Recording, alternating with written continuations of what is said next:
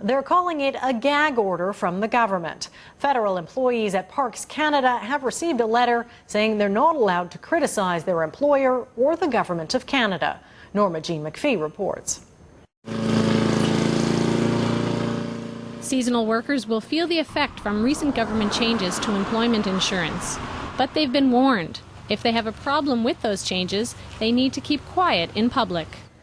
This letter was sent to them and other Federal Parks Canada employees, 4,800 across the country. As employees of the public sector, our duty is to support the elected government. If you're in a coffee shop and you're criticizing the Harper government, and there's someone sitting beside you and they know you work for a government department, technically you're in violation of the Code of Ethics because you spoke negatively against the government.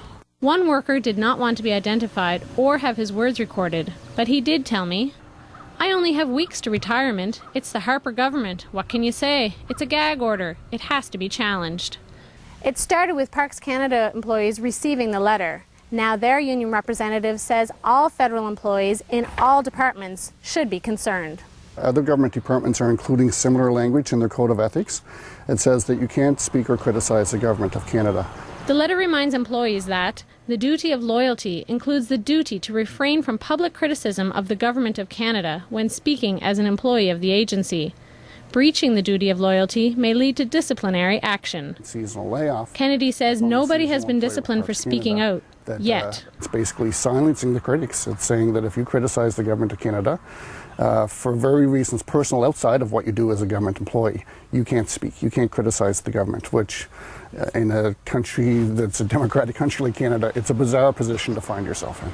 If there is a complaint, the union plans to fight it, and even take it all the way to the Human Rights Commission if necessary.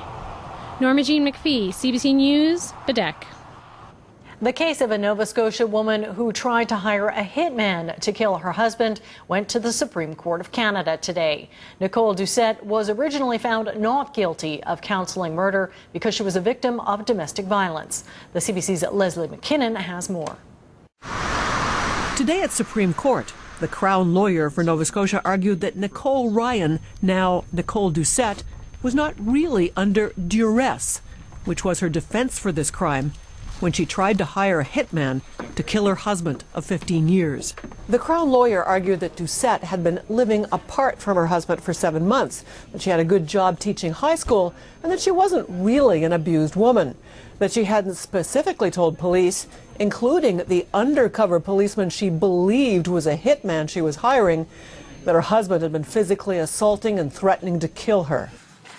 Doucette's own lawyer, Joel Pink, argued that Doucette had